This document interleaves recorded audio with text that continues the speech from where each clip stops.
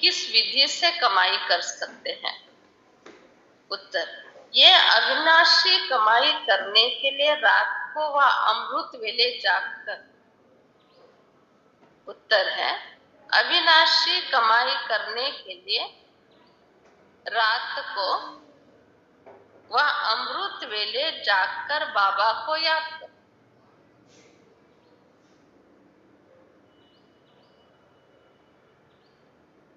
विचार सागर मंथन करो।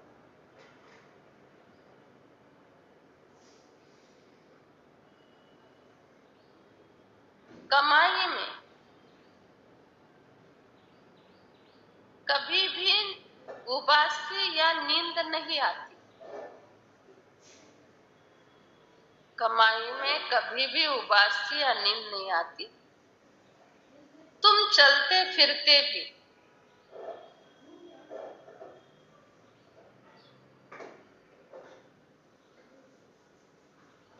बाबा की याद में रहो तो हर सेकंड में कमाई हो जाएगी। तुम चलते फिरते भी बाबा की याद में रहो तो हर सेकंड में कमाई हो जाएगी। तुम्हें इंडिपेंडेंट अपने लिए कमाई करनी।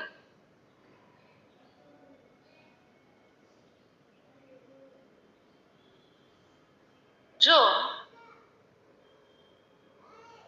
विनाशी कमाई में लोभ ज्यादा रखते हैं,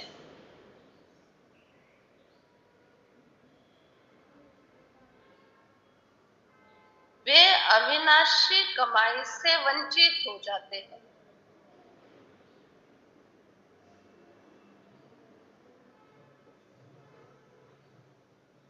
ओम शांति। गीत है जाग सजनिया जाग। बच्चों ने गीत सुना, बुद्धि में बैठा है एक निराकार परमपिता परमात्मा है। वो निराकार है, साकार की बात नहीं है। परमात्मा निराकार है। निराकार परमात्मा साकार के बिगर संसार रचे भी कैसे, सृष्टि रचेगी कैसे? बच्चे जानते हैं निराकार परमात्मा ब्रह्मा के द्वारा ये संसार रचते हैं। परमपिता परमात्मा इनमें प्रवेश करके सभी को जगाते हैं। नवयुग अर्थात सचखंड में जाने के लिए हम यहाँ आए। पुराना युग कहा जाता है कलयुग को। अब तुम बच्चों को अनुभव हो रहा है हम यहाँ आए हैं ज्ञान सागर के पास रिफ्रेश होने के लिए, सम्मुख धारणा करने के। बच्चों को सम्मुख सुनने में जितना मजा आता है उतना दूर सुनने में मजा नहीं आता।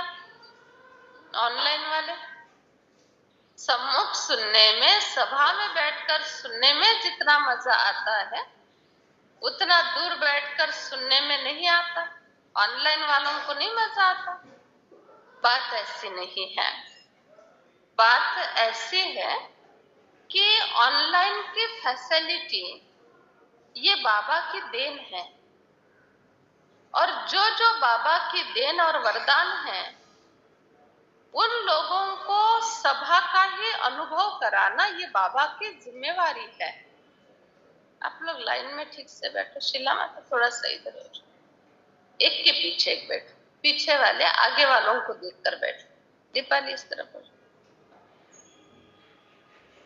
तो बाबा की देन है, बाबा की जिम्मेवारी है, बाबा का वरदान है। ये हमने अपने मर्जी से नहीं किया है। ऑनलाइन की जो फैसिलिटीज ऑनलाइन वालों को मिली है और इतने सारे बाबा के बच्चे ज्वाइन रहते हैं, ये हमारी इच्छा व हमारी मर्जी नहीं है। ये बाबा की मर्जी थी और बाबा का प्लान है। भले विज्ञान ने इन्वेंशन किया, लेकिन उस विज्ञान का उपयोग कैसे करके लेना है जो बच्चों को जहां तहां पालना मिल सके, इस समय अनुसार बाबा ने निर्णय लिया हुआ है। आप लोगों को एक बात बता देते, हमारा इस बात पर इतना निश्चय है कि इतना भी कोई निर्णय होवे सेवा के बारे में, चाहे किसी व्यक्ति के बारे में, चाहे सेवा में धन खर्च करने के बारे में, सेटिंग के बारे में, व्यवहार के बारे में, ये सारे निर्णय बाबा के होते। ये है, ऐसा ही है। हम केवल निमित्त मात्र है, मन बुद्धि बाबा को सौंप देते हैं और सारे के सारे छोटे मोटे निर्णय बाबा के होते। मुझे खुद को निर्णय लेने का बहुत डर लगता, अपने लेवल पर मैं कभी कोई निर्णय नहीं लेती। बाबा ये बात ठीक है तो आप मुझे बुद्धि को टच करो, ये बात ठीक नहीं है तो भी टच करो, मन बुद्धि को समर्पित कर दे। कोई भी कार्य करना है, कभी मैंने प्लान बनाया भी, लेकिन बाबा से वेरीफाई किए बगैर वो प्लान साकार में लाते ही नहीं। इसलिए आप लोग भी इतना निश्चय रखो, जो कुछ भी आप लोगों को सेवाएं दी जा रही है, जिम्मेवारियां दी जा रही है, जो ज्ञान के पॉइंट्स सुनाए जा रहे हैं, वो सारी की सारी बाबा को मन बुद्धि समर्पित करने के बाद की बातें हैं। ये मेरे लेवल की बातें नहीं है, ये बाबा के लेवल की बातें। इसलिए कोई भी निर्णय मेरा नहीं होता, सब कुछ बाबा का है। तो ये छोटी सी बात है ऑनलाइन का सब चालू कर देना, लेकिन कोरोना के पीरियड 95% जिन्होंने चालू किया था, आज केवल कोपरगांव का चल रहा और बहुत अच्छा चल रहा है। क्यों? क्योंकि हमारा ये निश्चय है कि हमने नहीं किया, ये बाबा ने किया, इसीलिए बहुत अच्छा चल रहा है, दिन प्रतिदिन बहुत बढ़ता जा रहा है। तो ऑनलाइन वालों को भी सभा जैसी पालना देने की जिम्मेवारी बाबा की। बाकी एक बात है, फर्क यहाँ पर जरूर पड़ेगा। ऑनलाइन वाले भी ऐसा समझेंगे कि हम बाबा के कोपरगांव के हॉल में ही बैठे हैं, देखना कितना जबरदस्त अनुभव होगा। 1-1.25 घंटे के लिए सफेद यूनिफॉर्म पहन के बैठेंगे, स्नान पानी करके अपना अलग से आसन बिछाकर यूनिफॉर्म पहन के डायरी पेन लेकर कोई डिस्टर्ब न करे ये बताकर जैसे हॉल में बैठे हैं वैसे अगर सुनेंगे और उसका अनुभव करके देखना। हाँ, बाकी जिनको श्रीमत मिली है या फैसिलिटी मिली, सुविधा मिली है कि आपको 8 बजे टिफिन देना है, 7:30 बजे टिफिन देना है, तो आप टिफिन बनाते समय भी बाबा की मुरली के महावाक्य किचन में लगा दो, मुरली के महावाक्यों का आवाज गूंजेगा, वो भोजन में इतनी जबरदस्त शक्ति चली जाएगी, वो आत्मा भी जल्दी से जल्दी, खाने वाली आत्माएं जल्दी से जल्दी शांत और सुख का अनुभव करेगी और बाबा का बन जाएगी। लेकिन जिनके लिए जरूरी है उनको ही ये फैसिलिटी दी गई। बाकी सारा दिन घर में रहना है, फिर भी सवेरे सवेरे के समय काम उतार दो, मुरली सुनते सुनते काम उतार दो, सारा दिन घर में है, कभी भी भोजन बनाकर खा सकते, फिर भी उस समय चाय पानी भोजन चल रहा है, तो उसमें जरा भी शक्ति नहीं भरेगी, वो तमो प्रधान लेवल का माना जाएगा, वो प्रसाद नहीं माना जाएगा, वो स्वयंपाक माना जाएगा। ऐसा है। इसीलिए विधि पूर्वक चलो, और कोई बात समझ में नहीं आई ना तो पूछो। ऑनलाइन पर तो नहीं पूछ सकते हैं, परंतु बाद में भी पूछ सकते हैं फोन करके। हम आप लोगों की सेवा के लिए यहाँ बैठे हैं, जिंदगी सेवा के लिए दी है, तो केवल ऑनलाइन के 1.25 घंटे के लिए जिंदगी नहीं दी है, हमेशा आपकी सेवा में और आप लोगों की पालना में, आप लोगों को उत्तर देने में, आप लोगों की समस्या का समाधान करने के लिए ही हम यहाँ प्रेजेंट हैं। इसलिए कभी भी ये कंफ्यूज नहीं होना कि कैसे फोन करे, कैसे प्रश्न पूछे, नहीं, कुछ भी है फोन करो, पूछो, टाइम भी ले लो, नहीं तभी बात नहीं कर सकते टाइम ले लो, कई बार ऐसा होता है, प्रवचन कर रहे होते हैं, कोई मीटिंग में होते हैं, किसी से मिल रहे होते हैं, उस समय फोन नहीं उठाया जाता। लेकिन एक सुविधा मिली है, लाल मार्क आता है, लाल शाही में जिसका मिस कॉल होता है उसका लाल शाही में होता है, तो उसको फिर बाद में फोन किया जाता है। बाकी अननोन नंबर वाले का थोड़ा सा ध्यान रखते हैं हम, अननोन नंबर जिनका होता है ना उसका थोड़ा ध्यान रखना। बाबा कहते हैं सम्मुख जितना आनंद मिलता है उतना दूर रहकर नहीं, ऐसा आत्मा का अनुभव है। परमात्मा कहते हैं बच्चे तुम आत्माएं हो, सदैव परे ते परे रहने वाला मैं। भगवान को जब याद करते हैं तो नजर जरूर ऊपर जाएगी। परम पिता परमात्मा रहम करो, सभी को पता है वो ऊपर रहने वाला।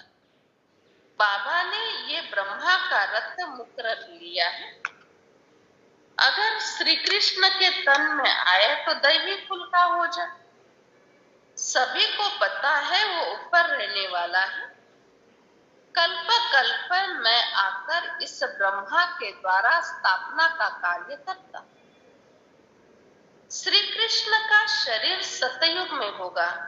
बच्चे समझते हैं हमको बेहद का बाबा त्रिकालदर्शी बना रहे हैं, तीनों कालों का ज्ञान दे रहे हैं, ड्रामा के आदि मध्य अंत का ज्ञान दे रहे। जो घड़ी बीत चुकी सो जो घड़ी बीत चुकी सो फिर से रिपीट होगी और हूबहू रिपीट होगी। जो कुछ बीत चुका उसको कभी भी नहीं सोचना। कई बच्चे जो बीत चुका क्यों क्या ऐसे वैसे में चले जाते हैं, ऐसों का टाइम बहुत वेस्ट होता है। समझदारी ये कि बीते हुए हमारे पल न बहुत अच्छे ही बीतने चाहिए। बीते हुए पल आध्यात्मिकता में, आध्यात्मिक कमाई में, पुण्य जमा करने में, बाबा की याद में और समझदारी से निर्णय लेने में बीतने चाहिए बीते हुए पल। फिर भी बीते हुए पल अगर गलत बीत गए तो कोई बात नहीं, फिर गलती नहीं करेंगे ये सुधार लेना और दूसरा फुल स्टॉप लगाकर आगे बढ़ जाना और समझ लेना ठीक है छोटी मोटी बातें हुई, कोई गलती नहीं हुई विशेष, कोई नुकसान नहीं होने वाला इससे। इसीलिए जो बात बीत गई अभी उसका चिंतन करके नुकसान न करना। अभी तक जो कुछ बीता उसमें कोई विशेष नुकसान नहीं हुआ, लेकिन बीतने के बाद किसने किया, क्यों किया, क्या किया, इसमें बहुत नुकसान हो जाएगा। क्योंकि श्रीमत क्या है, जो बीत गया सो तुम्हारी गलती नहीं थी, ठीक है, लेकिन जो अभी तुम बिता रहे हो, किसने किया, क्यों किया, ऐसा क्यों किया, ऐसा क्यों हुआ, तो ये तुम्हारी गलती मानी जाएगी। क्योंकि श्रीमत है ऐसा नहीं करना और हम कर रहे हैं तो गलती मानी जाएगी ना।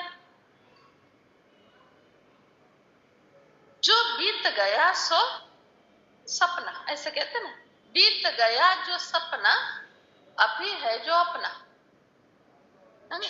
जो अभी का पल है वो अपना। सपने कभी ऐसे दुनिया वाले कहते हैं, हमारे सपने सच होते हैं। हमारे सपने सच होते हैं क्योंकि हम समझदारी से सपने देखते हैं। हमारे सपने ऐसे व्यर्थ नहीं होते हैं। खुली आंखों से भी समझदारी से सपने देखते हैं और बंद आंखों में भी हमको सेवा के सपने आते हैं। जब लौकिक में थे आप सभी या हम, कभी मधुबन के सपना आया? कभी दादियों के, दीदियों के, सफेद वस्त्रधारियों के सेवा के, प्रवचन के सपने आए? कभी नहीं आए ना। जब बाबा के ज्ञान में आए तब वो लौकिक के सपने आ रहे, वो आ रहे हैं, लेकिन उसमें ये ऐड हो गए ना, पहचान लेते ना, मैं मधुबन में सपने में थी, दादियों के पास थे, डायमंड हॉल में बैठे थे, है ना, ऐसा है ना। इससे क्या सिद्ध हुआ? सपने वही होते हैं जो मेमोरी में है, जो जिसका डाटा हमारे आत्मा में है, मेमोरी में पीछे छिपा हुआ है, वो फाइल यहाँ पर फिक्स है, डाउनलोड हो गया है, वही सपने में आता है। तो सपने से भी, जो सपने आते हैं ना, उससे हमारे नींद की अवस्था की, विचारों की क्वालिटी का पता चलता है। सपने यह हमारी क्रिएशन है, हमारी अवस्था, हमारे पिछले जन्म के कर्म, हमारा आज का स्वभाव, संस्कार, वृत्ति, व्यवहार, ये सपने जो है ना, ये उसका प्रूफ है। सपने ठीक नहीं आ रहे हैं, समझ जाना, कहीं तो 5% क्यों न सही, अभी भी वो अवस्था है। और सपने अच्छे आ रहे, समझ जाना, इस मार्ग पर से ही चल रहे।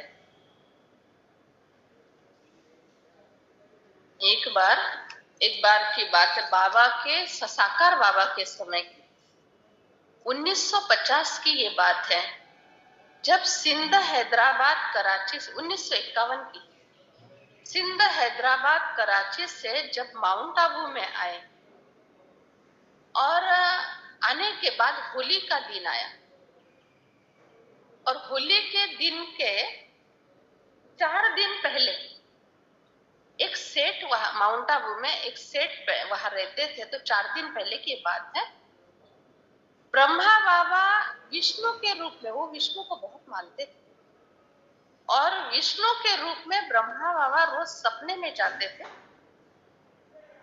बाबा नहीं जा रहे थे, ये शिव बाबा ऊपर से करा रहे थे सारा। और एक जो सेठ थे ना, वो अपने युगल को बार बार बोलते थे कि मुझे बालाजी में जाकर मुझे अपना धन समर्पित करना, बालाजी में जाकर मुझे अन्नदान करना, बालाजी में जाकर मुझे ये सेवा देनी है, बार बार यही चल रहा था। तो विष्णु के रूप में ही, बालाजी में विष्णु का रूप है, विष्णु के रूप में गए, बालाजी के रूप से ही गए, और स्पष्ट कहा कि यहाँ माउंट आबू में देवियां आई है, और वहां एक यज्ञ रचा हुआ है, उन देवियों के पास जाकर तुम कुछ जाकर देखे आओ। और उसके पत्नी को पता था कि माउंट आबू में कोई देवियां आई है और वहां महायज्ञ रचा है, उनको जाकर मुझे कुछ दे। 1 महीने से उनकी पत्नी उनके पीछे पड़ी थी, मुझे माउंट आबू में वहां पर जाकर कुछ तो देना। सेठ जी कहते थे मुझे बालाजी में देना है, ये कहते थे मुझे इन देवियों को देना। विष्णु के रूप से साक्षात्कार हुआ, पहले दिन सपने में जाकर बताया, जाके देखे आओ। इसने नहीं माना, फिर पत्नी को समाचार तो सुना दिया, ऐसा ऐसा सपना है। दूसरे दिन फिर सपने में गए विष्णु, उसी टाइम, कि माउंट आबू में एक महायज्ञ रचा है और वहां कुछ देवियां आई है जो साधना कर रही है, जाकर उनको कुछ देख के आओ। ये बेदरी का पाठ चल रहा था तब भी सेठ ने नहीं माना। तीसरे दिन फिर गया विष्णु और कहा, वही बात कही। आखिर वो भाई तंग हो गए, बोला ये विष्णु कब तक आता रहेगा मेरे सपने में, पता नहीं, इसलिए एक बार जाकर देखता ही हूँ। वैसे भी मेरी युगल तो 1 महीने से पीछे पड़ी है, मुझे वहां कुछ दान करके आना है, वहां कुछ दान करके आना है, अभी मैं जाकर देख। तो पत्नी को कहा, चलो तुम्हारी इच्छा आज पूर्ण कर देते हैं। तो पत्नी ने कहा, आज नहीं, कल होली का दिन है, कल हम जाएंगे, होली के दिन में दर्शन भी कर लेंगे और फिर वहां कुछ दान पुण्य करना है, करके आ जाएंगे। होली के दिन के पहले रात को बाबा ने कहा, मम्मा सब बच्चों को जलेबी खिलानी है, और यज्ञ में शक्कर का दाना नहीं, मैदे का कन्नी। और मातेश्वरी जगदम्बा सिर्फ ये कहते थे, हाँ जी बाबा हो जाएगा। पता था यज्ञ में कुछ भी नहीं है, और हाँ जी बाबा हो जाएगा, क्योंकि मातेश्वरी को ये पता था, बाबा ने कहा माना कुछ तो व्यवस्था है। सवेरे 8 बजे के बाद मुरली पूरी हो गई, और मातेश्वरी जगदम्बा और ब्रह्मा बाबा दोनों आंगन में बैठे थे। कोई बात की चिंता नहीं, माँ को पता था जलेबी खिला ही नहीं सकते हैं, एक कन भी नहीं है, लेकिन अंदर से विश्वास, बाबा ने कहा तो कुछ राज होगा। उतने में वो माता और वो भाई आ रहे थे, तो बाबा ने कहा, मातेश्वरी ये आपके पास आ रहे हैं। और सचमुच बाबा वहां बाजू में बैठे थे। बाबा के पास नहीं गए, मातेश्वरी के पास गए और कहा, आज होली का दिन है और हमारा संकल्प है, आप लोग जितने भी यहाँ रहते हो उन सभी ने मिलकर जलेबी खाना है। हमारे तरफ से आपको जलेबी खिलाने के लिए हम आए हैं। इतना कहा और उस माता ने एक लिफाफा दिया। वो लिफाफे के आधार से 1 साल तक यज्ञ में भोजन की व्यवस्था होती है। 1 साल, पूरा 51 का 1 साल उस माता के दान से व्यवस्था होती रही। ऐसे बाबा की कमाल। बाबा ऐसे किसी के सपने में नहीं जाते हैं। जिससे जो करा के लेना होता है ना, उसी के ही सपने में बाबा जाते हैं। वो ऊपर वाला अपना कैसे कार्य कर रहा है स्वर्ग स्थापन करने का, वो वही जाने। तो उस समय वो बेकरी पार्ट चल रहा था, जहां मुरमुरे भी खाने के लिए नहीं थे। ऐसे समय पर 1 साल के भोजन की व्यवस्था का बड़ा महत्व रहा। उस समय उतना तो करा के लिया बाबा ने। आगे का कुछ क्या किया होगा वो पता नहीं है, लेकिन यहाँ तक की हिस्ट्री हमको पता है। ऐसा है। इसीलिए बाबा के ऊपर इतना निश्चय रखो, इतना निश्चय, जो भी करा रहा है बाबा। कोई दुखी है, सुखी है, बीमार है, डिस्टर्ब है, फरिश्ता बन रहा है, चाहे नरक में जा रहा है, कुछ भी हो रहा है, ये ड्रामा की नून है। मेरे लिए जो जो अच्छा हो रहा है वो बाबा कर रहा है, और जो बुरा हो रहा है वो मेरे गलत निर्णय का फल है। ऐसा वो बाबा नहीं करा रहे, वो मेरे गलत कर्म का हिसाब। मैं तुम बच्चों को नई दुनिया में ले जाने के लिए आया। बच्चे, तुम समझते हो नवयुग आने वाला है। यहाँ मनुष्य की बड़ी भूल है जो कहते हैं 40,000 वर्ष बाकी है। दुनिया वालों के लिए जरूर नया ज्ञान है। अभी पुराने धर्म, पुरानी दुनिया खत्म हुई है। तुमको सतयुग में राज्य करना है। लक्ष्मी नारायण के बाद सीताराम का राज्य आ जाएगा। जो कुछ होता है तुम देखते जाओ। बच्चे, कभी भी कोई भी प्रकार से जरा भी गलत सोच, विचार, व्यवहार, कर्म नहीं करना, क्योंकि इसका भोग भी तुमको ही है। सोच, विचार, व्यवहार, कर्म अच्छे है तो प्राप्ति तुमको, और गलत है तो फिर उसकी सजा भी तुमको। अगर भगवान को मांगने के बाद या भगवान स्वयं ही कुछ देते थे ना, तो सभी को एक जैसा देना पड़ता, सभी को एक जैसा। कौन गरीबी मांगता, कौन दरिद्रता मांगता, कौन बीमारी मांगता, कौन घर में संघर्ष मांगता? हर कोई क्या मांगता? मैं राजा बनूं, धनवान बनूं, गुणवान बनूं।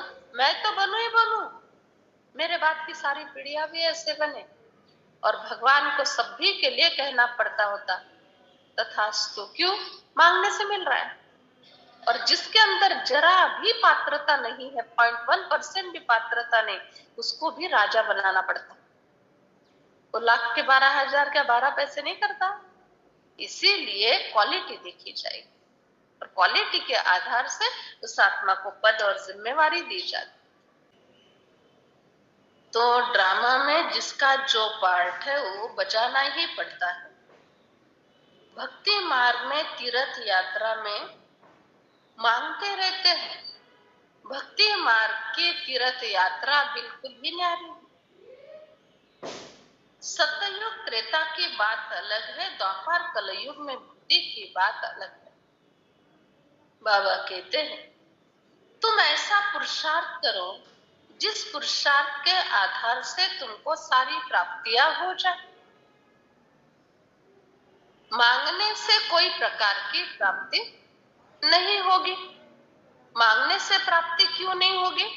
क्योंकि जिस आत्मा की जो क्वालिटी होती है उसी क्वालिटी के अनुसार वो व्यवहार करता है। वो सोच होती है, उसके कर्म होते हैं, और उसी क्वालिटी के अनुसार उसको वो रिटर्न मिलता है।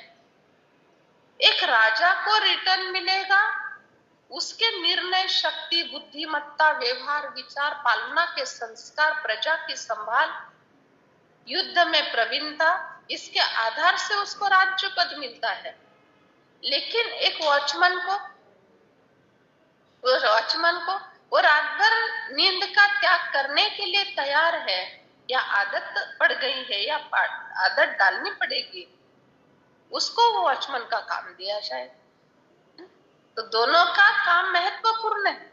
राजा के जगह राजा चाहिए और द्वारपाल के जगह द्वारपाल चाहिए, दोनों का महत्व है। इसीलिए मांगने से नहीं मिलता है, उसके कैपेसिटी से वो पाता है। बाबा कहते हैं तुम बच्चों को कभी भी कुछ भी मांगना नहीं है, तुम्हारे पुरुषार्थ के अनुसार तुमको बराबर सब मिल जाता है। कई बच्चे कहते हैं पालना भी नंबरवार मिलती है क्या? पालना भी नंबरवार होती है क्या? क्या होता है बताओ? सबको एक समान मिलती है, फिर आगे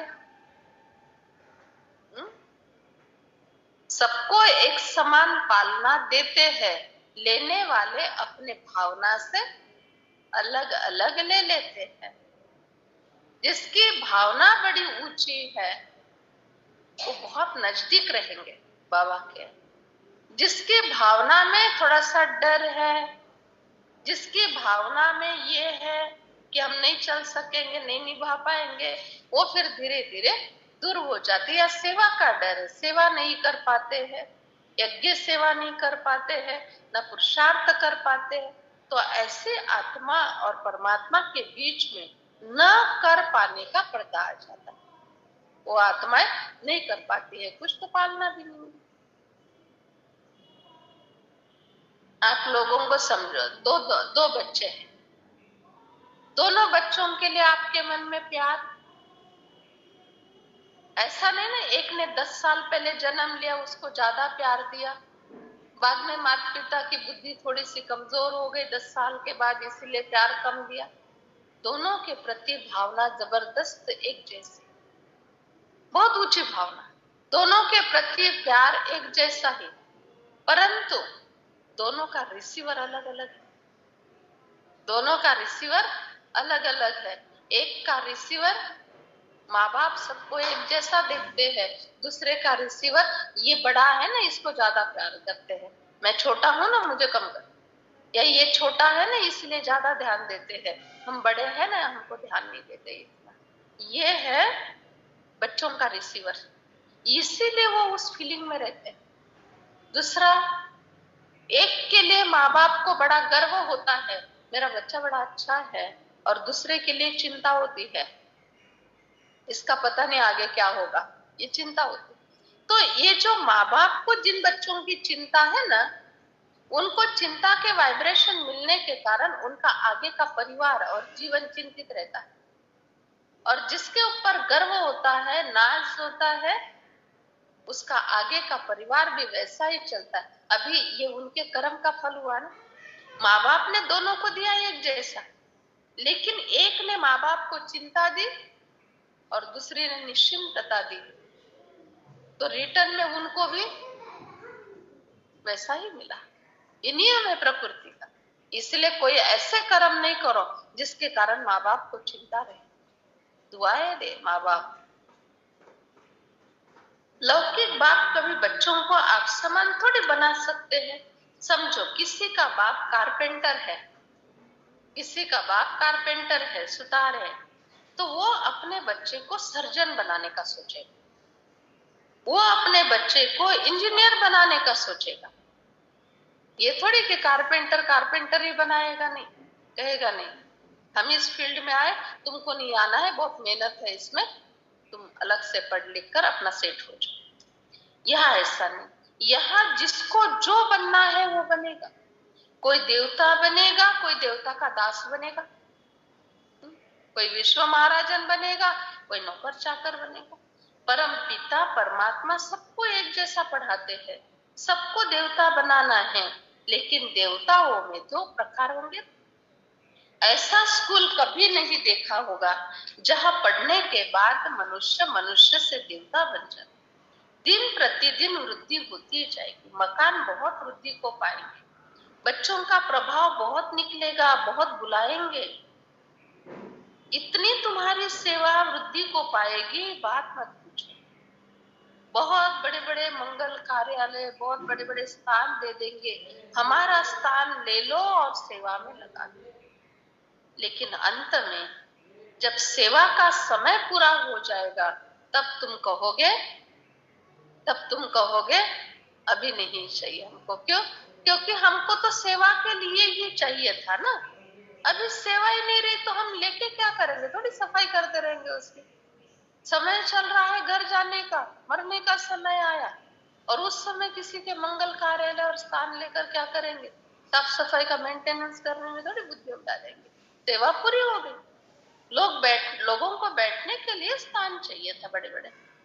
अभी तो जो बैठने वाले थे वो तो आधे घर पहुंच गए, कोई रास्ते में है, कोई घर में है, कोई नहीं आ पा रहा है उस स्थान पर। हम लेके क्या करेंगे? और हम भी तो जाने के लाइन में होंगे ना, लेने के लाइन में थोड़ी होंगे, जाने के लाइन में होंगे ना, नहीं ले सके। इसलिए समय होते समय भगवान ने जिनका स्वीकार किया उसके जैसा पद्मा पदम भाग्यशाली और कोई। बहुत मकान वृद्धि को पाएंगे, बहुत सेंटर खुलेंगे, बच्चों का प्रभाव बहुत होगा, बहुत बहुत वृद्धि होनी है। कितना भी बड़ा हॉल बना दो, लेकिन क्या वरदान है बाबा का? कम पड़ेगा। इसी का ही यादगार क्या है भक्ति मार्ग में? कौन सा यादगार है? एक मछली सागर में मिली, वो सन्यासी ने कमंडलू में डाली, वो कमंडलू में रात भर में कमंडलू में भरी, फिर उसने हौद में डाली, रात भर में पूरे हौद जितनी बड़ी हो गई, फिर तालाब में डाली, पूरे तालाब जितनी बड़ी हो गई, और फिर जाकर सागर में छोड़ दी, सागर में समा गए। इसको कहते कच्छ अवतार, सॉरी मत्स्य अवतार। मत्स्य अवतार के रूप में ये कहानी बताई। बाबा कहते यहाँ का याद था। शुरू में हिस्ट्री हॉल था, फिर राजयोग मेडिटेशन हॉल बना, फिर universal peace hall Om Shanti भवन का बना, उसके बाद ज्ञान सरोवर का बना, अभी डायमंड हॉल का बना।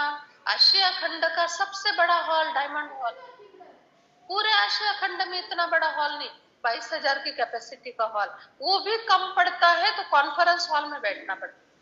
कॉन्फ्रेंस हॉल और डायमंड हॉल दोनों हॉल फुल हो जाते हैं। उसके बाद कॉन्फ्रेंस हॉल के सामने जो गार्डन है वहां पर स्क्रीन लगाया जाता है, वो भी कम पड़ जाता है, वो स्थान भी। तो जो मधुबन निवासी, पांडव भवन निवासी है, उनको अपने अपने कमरे में टीवी पर देखने के लिए बोल देते हैं। ऐसा है। तो ये यहाँ का यादगार है। तो ये हॉल अभी बहुत बड़ा है आज के हिसाब से, लेकिन कल ये तो बहुत छोटा पड़ता है, कल नहीं बैठ पाएंगे यहाँ। और बाबा ने इसके लिए एक वाक्य बोला, मेरे बेहद के बच्चे हद के हॉल में बैठ नहीं पाएंगे। ये बाबा के महावाक्य। बेहद के बच्चे हद के हॉल में बैठ नहीं पाएंगे, तभी ओपन ग्राउंड में बाबा आएंगे। और ओपन ग्राउंड का अर्थ था पीस पार्क में, और बाबा ने उसका वर्णन भी किया। एक दिन ऐसा आएगा, पहाड़ को ही टेका लेकर बैठना पड़ेगा, और अटैची को तकिया बनाकर उसके ऊपर सोना होगा। बैठे बैठे ही नींद करनी होगी, किसी को सोने के लिए भी अंत में जगह नहीं मिलेगी। क्यों? भीड़ ही इतनी होनी है। और ओपन स्पेस में आएंगे, दृष्टि देंगे और चले जाएंगे। एक मुरली पूरी इस पर चली है। यहां तक बाबा ने कहा एक दिन ऐसा आएगा, अपना टिफिन, अपनी पानी की बोतल लेकर आएंगे, केवल यहाँ पर दृष्टि लेंगे और फिर वापस चले जाएंगे। एक सेकंड के लिए भी वहां रुक नहीं सकेंगे। ऐसा समय आएगा और वो आना। इसलिए अभी मधुबन में रहते हैं, 4-4, 6-6 दिन रहते हैं, ये अपना बहुत बड़ा भाग्य समझो, तुम रह लेते हैं वहां पर। अंतिम समय नहीं ये सब कर पाएंगे। तुम बच्चों को इस दुनिया में कोई ममत्व नहीं रखना है। बाबा कहते हैं कमाई करना है, नींद नहीं आनी चाहिए कमाई में। मनुष्य संपत्ति के लिए 24 घंटा मिल जाए ना, मनुष्य को संपत्ति के लिए 24 घंटा अगर मिल जाए ना, वो तो रात दिन नींद पिटा कर भी संपत्ति इकट्ठा करेगा। वो कुछ भी करना पड़े, कितना भी भ्रष्टाचार करना पड़े, अमृत वेले भ्रष्टाचार करना पड़े, चलेगा, लेकिन वो करेगा। उसके लिए तो रात है ना। कमाई में नींद नहीं आती, कमाई नहीं होती तो उबासी नींद आ जाती, कमाई में बहुत खुशी होती है। मनुष्य केवल पैसे बढ़ाने का प्रयत्न करता है और समझता है पैसे से हम सुखी हो जाएंगे। बाबा कहते हैं मीठे मीठे लाडले बच्चों, लाडले बच्चों, पेट कितना खाता, पेट कितना खाता, पीछे कितना खाता पेट, एक फुल का। पेट कितना खाता, एक पाव आटा। पेट कितना खाता, एक पाव आटा। एक पाव ही लगता होगा रोज का, वो पाव नहीं, बना हुआ पाव नहीं, वजन का पाव है। इतना आटे में 4-5 फुलके बन जाते, बस खा लिए दोनों टाइम थोड़ा थोड़ा। तुम बच्चों को इस दुनिया में ममत्व नहीं रखना, ज्यादा लोभ में नहीं जाना, उसमें बुद्धियोग भागता है। अविनाशी कमाई का लोभ कितना भी करो, अविनाशी सेवा करने का चांस एक ही बार मिलता है। तुम्हारे रात दिन ख्याल चलने चाहिए कि अविनाशी सेवा में कैसे सहयोगी बने। ये कमाई का बहुत ख्याल रखो बच्चे, सेवा का ख्याल रखो, क्योंकि स्वर्ग स्थापन होना है तो कितने सारे बच्चे मददगार चाहिए। स्वर्ग की स्थापना होने वाली है और ये सब कार्य अंडरग्राउंड चल रहा है, गुप्त है ये सारा कार्य, तो कितने बच्चों की मदद लगी। सेवा के ख्याल करो, पुरुषार्थ के ख्याल करो। कमाइयां ऐसी होती है क्या, ये भी वंडरफुल कमाई है। तुम इंडिपेंडेंट हो कमाई करने के लिए। लौकिक बाप को बच्चों का कितना ख्याल रहते हैं, बच्चे सुखी रहे खाते रहे, इसमें बाल बच्चों का ख्याल नहीं रहता। तुम समर्पित हो जाते हो तो तुमको केवल सेवा का ही ख्याल रहता है। बाबा के बच्चे कैसे बढ़े, बाबा की सेवा कैसे हुए, यही ख्याल रखो। एक बच्चे के पीछे सारा बुद्धियोग होता है मनुष्य का, सारा धन माल लोभ प्रॉपर्टी सब कुछ अकेला बच्चा छीन लेता है। अकेले बच्चे के पीछे ये सारी जिंदगी, उसके कारण कुछ नहीं कर पाती। हर एक बच्चे के लिए कमाई तो करनी है। बाबा कहते हैं हर एक को कमाई तब करने का मौका मिलेगा जब तुम बच्चे सेवा में सहयोगी बने। बाल बच्चे मित्र संबंधियों को याद नहीं करना, देह को भी याद नहीं करना। बाबा को भले देह में आना पड़ता है।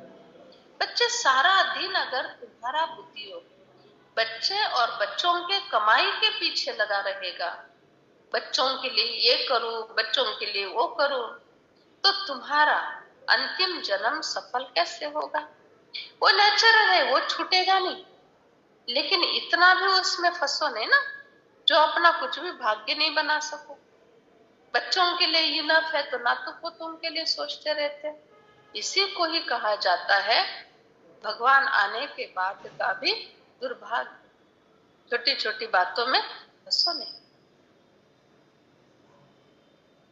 सारा समय लोभ मोह की बातें होती रहती है।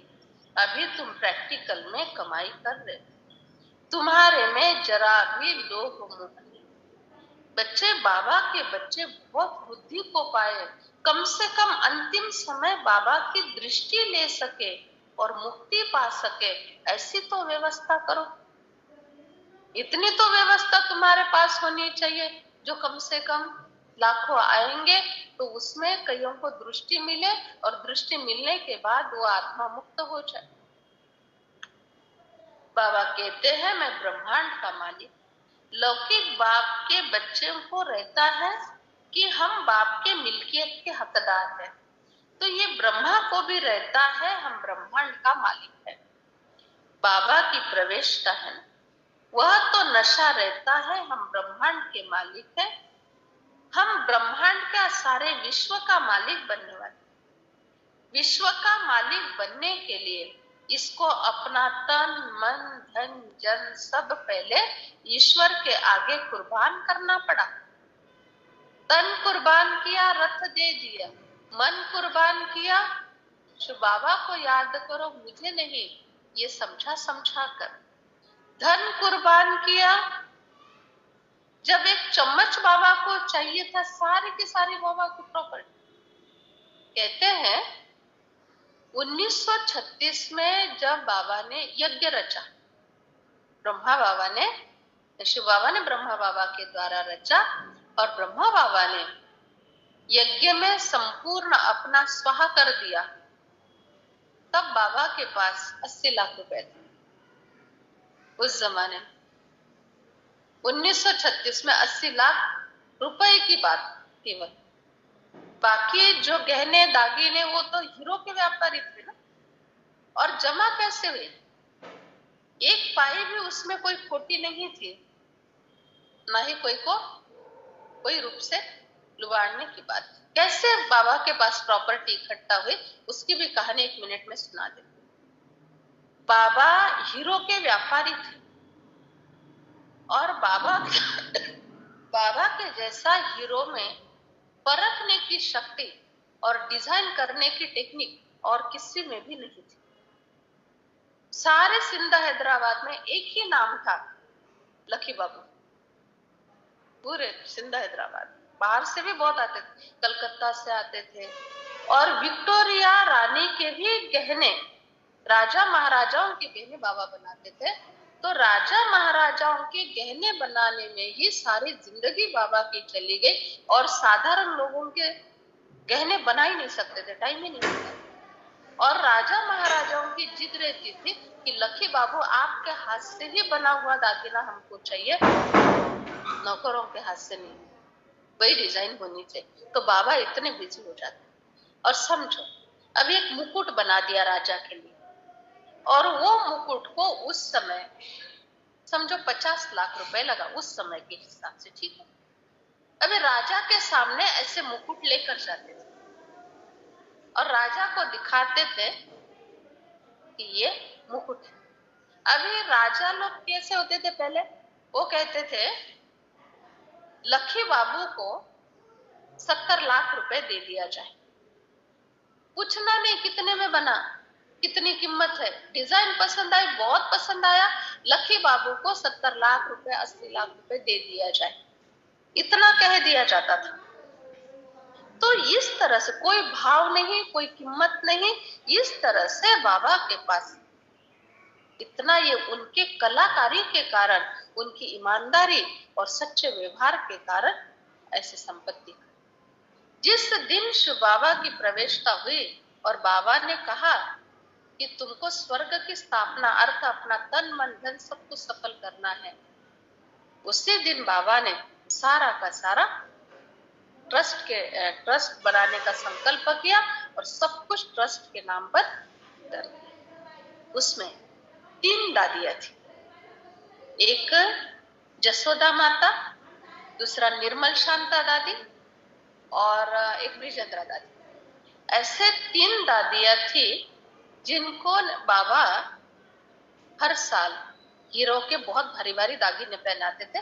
तो जसोदा माता माना दादा लेखराज की पत्नी, ब्रिजेंद्रा दादी माना राधिका दादा लेखराज की बहू, और निर्मल शांता दादी बच्ची। और तीनों को भी हर दिवाली के दिन, लक्ष्मी पूजन के दिन नए दागिने पहनाए जाते थे और पुराने दागिने की प्रदर्शनी लगती थी, और बड़े बड़े लोग आकर प्रदर्शनी में से वो गहने लेके जाते थे, जितनी चाहिए उतनी कीमत देकर। तीनों को बाबा ने समझाया, और तीनों भी ऐसे समझदार निकले। तीनों ने एक संदूक लिया, ऐसे लोहे का संदूक। वो लोहे के संदूक में सारे के सारे दागिने और उनके वस्त्र को भी हीरे के बटन लगे हुए रहते थे। वो सारे हीरो के बटन के वस्त्र और दागिने एक संदूक में तीनों ने डाले और तीनों ने उठाकर पेटी बाबा के आगे रख दी और उस पर लिख दिया सिंधी भाषा में, लाल शाही में, तेरा तुझको अर्पण।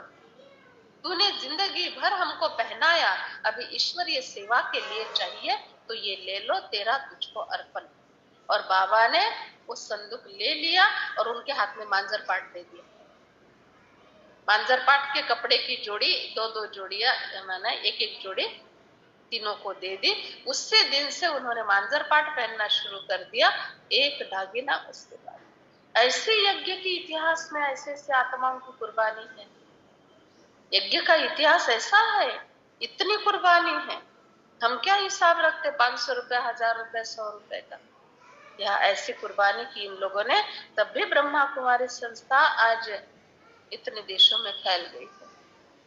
हमारा हिसाब होता है 100 रुपए का, 500 रुपए का, 200 रुपए का।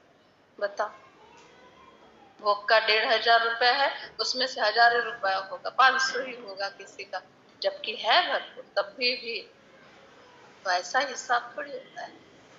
तो थोड़ा सा सोच समझ कर अपना भाग्य बनाओ। मालिक नहीं बनता, तुमको बनाता हूं। बच्चे, तुमको क्या नहीं देता? सोने के महल देता हूं। यहाँ तो घासलेट नहीं मिलता, घासलेट नहीं मिलता, और वहां सोने के महल नहीं मिलता ना आजकल। एक बार ये मुरली चल रही होगी, शायद लंदन की बात है। एक भाई का 7 दिन का कोर्स हो रहा था। वह 7 दिन नहीं होता, 1 महीने तक चलता है। और बाबा की मुरली पहली बार सुनी गुरुवार के दिन। और बाबा ने मुरली में कहा, बच्चे, यहाँ घासलेट के लिए तरसना पड़ता है, वहां दूध घी की नदियां बहेगी, यहाँ तो घासलेट भी नहीं मिलता है। और वो जो भाई ना पहली बार मुरली सुन रहे थे ना, वो कल के दिन बुधवार को घासलेट के लिए बहुत परेशान हुए थे। घासलेट के लाइन में खड़े थे, घासलेट के लिए परेशान हुए, और दूसरे दिन बाबा ने मुरली में सुनाया। उस भाई ने बड़ा आश्चर्य से दीदियों की तरफ देखा, बाबा को कैसे पता चला मैं कल घासलेट के लिए परेशान हुआ था। उस एक पॉइंट के आधार से पूरे बघियार गए। यहाँ कोई साधारण शक्ति नहीं है, यह दिव्य शक्ति है जो बराबर पहचान लेती है इसके मन में क्या चल रहा है, इसके दिल में क्या चल रहा है, जीवन में क्या चल रहा है। ब्रह्मांड का मालिक मैं नहीं बनता, तुमको बनाता हूं। मैं नई दुनिया में आऊंगा, पुरानी दुनिया में आता। विश्व का मालिक एक निराकार परमात्मा है। तुम बच्चों को याद स्थायी रखनी है, विचार सागर मंथन करना है। बच्चे हमेशा बहुत खुश रहना है। बाबा के सिवाय और कोई बातें कोई के समझ में नहीं आएगा, ना कोई समझा सकता। दिल में नोट कर लो, यहाँ नोट्स लेते हो तो स्मृति के लिए, फिर काम में आ जाएंगे। बैरिस्टर के पास कितने किताब रहते हैं, लेकिन शरीर छोटा, खलास। यहाँ तुम नोट्स लेते हो। तुम बच्चों को एक ही पढ़ाई, तुम जानते हो ब्रह्मांड का मालिक बनना है। अच्छा बच्चे, तुमको खुशी का पारा क्यों नहीं चढ़ता? क्यों नहीं चढ़ता? क्योंकि बाबा ने समझाया है, बच्चे विचार सागर मंथन नहीं करते। भावना से कोई भी बात, कोई डायरेक्शन स्वीकार नहीं करते, श्रीमत स्वीकार नहीं करते, मुरली भावना से नहीं सुनते हैं, ना समझते हैं, ना विचार सागर मंथन, ना ध्यान।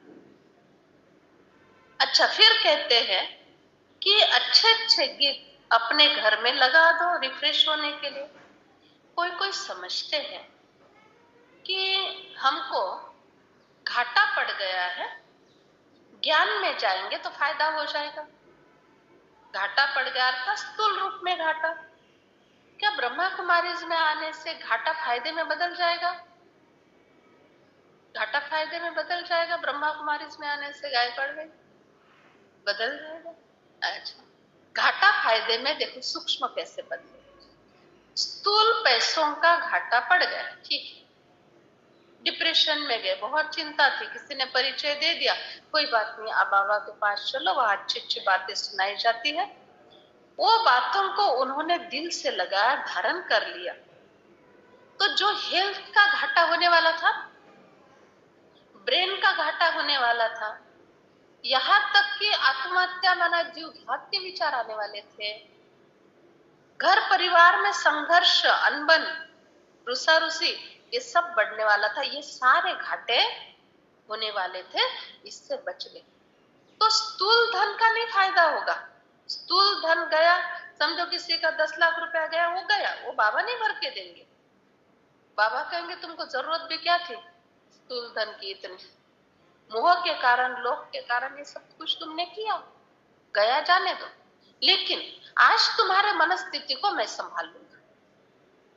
तुम मुझ पर विश्वास रखो, तुम्हारी मनस्थिति बहुत ऊंचे लेवल की हो जाएगी और उसके आधार से फिर से तुम कमा सकोगे। लेकिन मोह रखकर, लोभ रखकर अगर कमाया तो उसके जिम्मेवार मैं नहीं, वो जाएगा तो भी तुम भी जिम्मेवार हो। आज वजीर है, किसी ने शूट किया तो खलास, सबको घाटा पड़ता रहता, किसी की दबी रहेगी धूल में। आगे बोलो दिलीप भाई।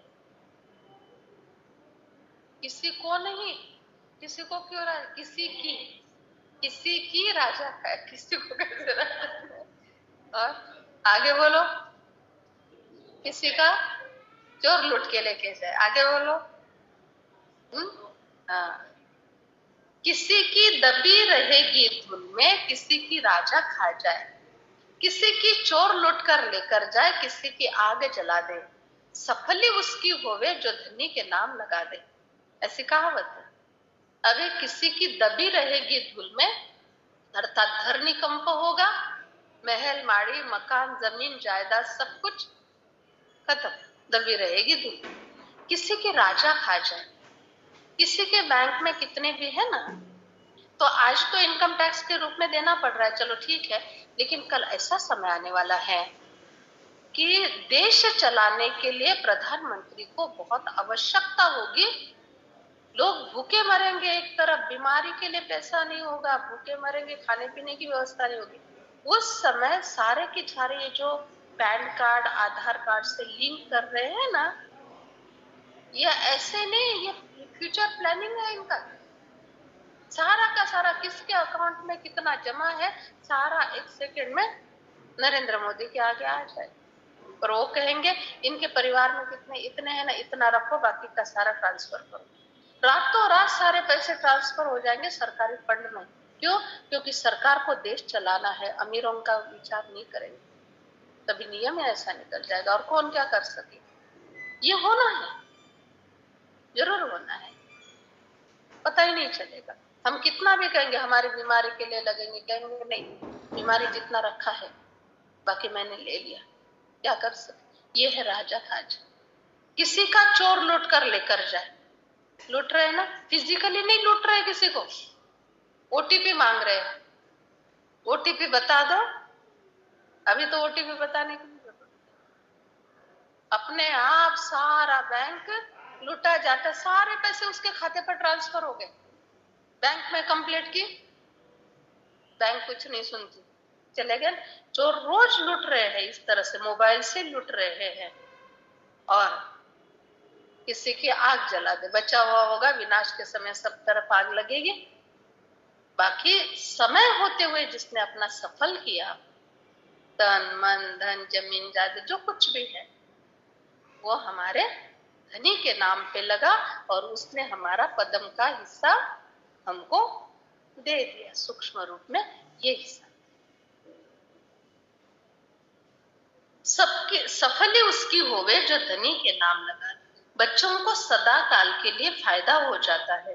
बच्चे, ये संसार जो है ना, ये रुन्ने के पानी मिसल है, सब कुछ मिट्टी में मिल जाना है, कुछ भी रहना नहीं, सब कब्र दाखिल होना है, भस्मीभूत होना है। मनुष्य ही नहीं रहेंगे तो मनुष्य की व्यवस्था क्या रहेगी। तुम्हारे में भी जो होशियार है ना, उनको मालूम पड़ता है भंबोर को आग लगने वाली है, कब्र दाखिल होना है, इसीलिए अपना सफल करो। बाकी किसी का तो इतना मोह, इतना लोभ होता है, बात मत पूछो। बाबा कहते हैं तुम बच्चों को एक से प्रीत रखनी है, एक से ही कमाई होनी है। बाबा ये नहीं जानते थे, अब सब बातें बुद्धि में आ गई है।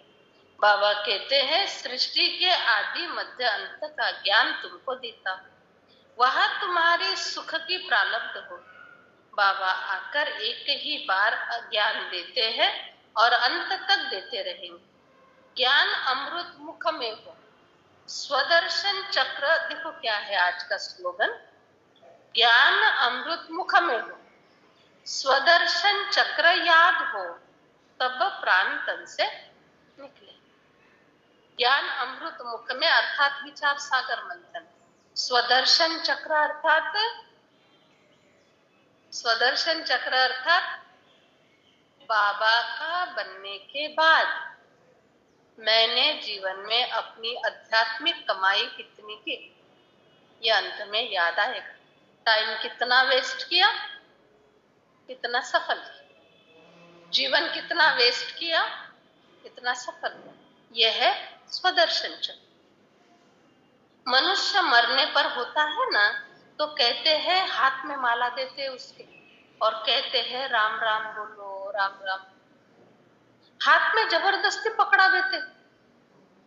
अभी जिसने जिंदगी भर कभी हाथ में माला फेरी नहीं, अंतिम समय हाथ में तो ताकत ही नहीं, अंतिम समय तो हाथ ऐसे बिछाने पर लुढ़क रहे हैं, ताकत ही नहीं, इंटरेस्ट नहीं, ड्रग्स का इतना नशा है, दवाइयों का इतना नशा है, जो कुछ उठने बैठने की दिल नहीं, ऐसे में क्या राम राम बोलेगा। तो सारी जिंदगी भर जिसने जो किया होता है ना, अंत में उसको वही काम आता है और वही याद आता है। ऐसा कोई राम को, कोई हनुमान को याद करते हैं और कहते हैं अब जाने का समय आ गया, अब तो भगवान को याद करो। भगवान इतना भोला है, इतना भोला, जिंदगी भर बच्चे को, बाल बच्चों को, प्रॉपर्टी को, तेरे मेरे को एक एक इंच के लिए लड़ रहे थे, एक एक पाई के लिए लड़ रहे, जिंदगी भर ऐसा किया और अंत का समय आ गया, अंदाज आ गया, तब कह रहे हैं राम राम राम।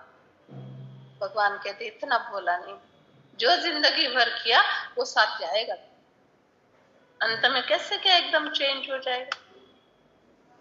अब तुम याद करते हो एक को, सारी जिंदगी, देखो बाबा की पढ़, सारी जिंदगी तुम एक के साथ बिताते हो, इसलिए एक काम करता है। सारी जिंदगी अर्थात बाबा का बने तब से एक के साथ बिताते हो, इसलिए वो एक ही तुम्हारे लिए मददगार बन जाता, एक ही तुम्हारे लिए काम में आ जाता। अच्छा, मीठे मीठे सिखिलत है बच्चों प्रति, माता पिता बाप दादा का याद प्यार और गुड मॉर्निंग। रूहानी बाबा की रूहानी बच्चों को नमस्ते, रूहानी बच्चों की रूहानी माता पिता प्यार, गुड मॉर्निंग, नमस्ते, थैंक यू, बहुत बहुत।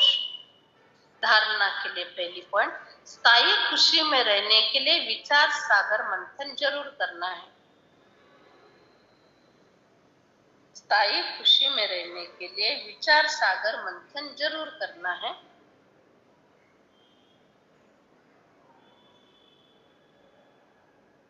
नशे में रहना है, हम ब्रह्मांड और विश्व के मालिक बनने वाले। नशे में रहना है, हम ब्रह्मांड और विश्व के मालिक बनने वाले। दूसरी पॉइंट है, एक बाबा से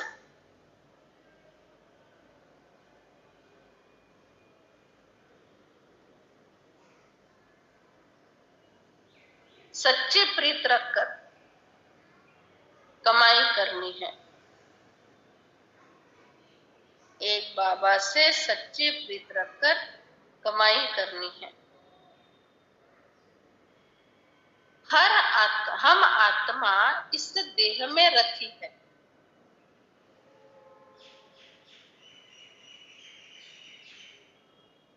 हम आत्मा इस देह में रखी है।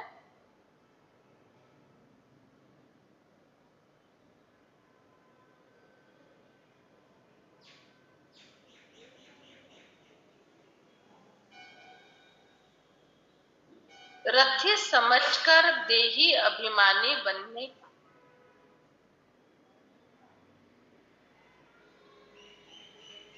रथी समझकर देही अभिमानी बनने का अभ्यास करना है।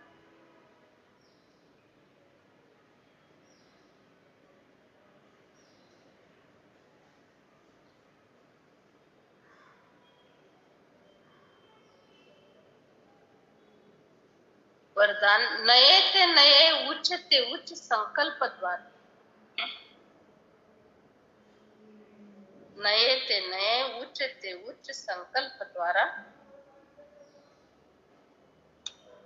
नई दुनिया की झलक दिखाने वाले श्रेष्ठ आत्मा भव। नई दुनिया की झलक दिखाने वाले श्रेष्ठ आत्मा भव। नया दिन नई रात तो सबके, लेकिन आप श्रेष्ठ आत्माओं का हर संकल्प हर सेकंड नए से नया है, उच्च ते ऊंचा है, अच्छे ते अच्छा रहे तो चारों ओर से नई दुनिया की झलक देखने का आवाज फैलेगा। नई दुनिया के आने की तैयारी में जुट जाओ। जैसे स्थापना के आदि में स्वप्न और साक्षात्कार की लीला विशेष है। देखो वरदान में स्वप्न की बात आई। जैसे स्थापना के आदि में स्वप्न और साक्षात्कार की लीला विशेष रही, अंत में भी यही लीला प्रत्यक्ष करने के लिए निमित्त बनेगी। अर्थात स्वप्न का और साक्षात्कार का पार्ट चालू होगा। किसी के सपने में जाकर अभी बाबा क्या बोल देंगे ना पता नहीं है, क्योंकि अंतिम समय चल रहा है और सपने से उसको उठाकर सेवा में लगा देंगे उसको। अभी वो लीला चलेगी बराबर। स्लोगन, मायाजीत बनना है तो एक बाबा को अपना कंपेनियन बनाओ। मायाजीत बनना है तो एक बाबा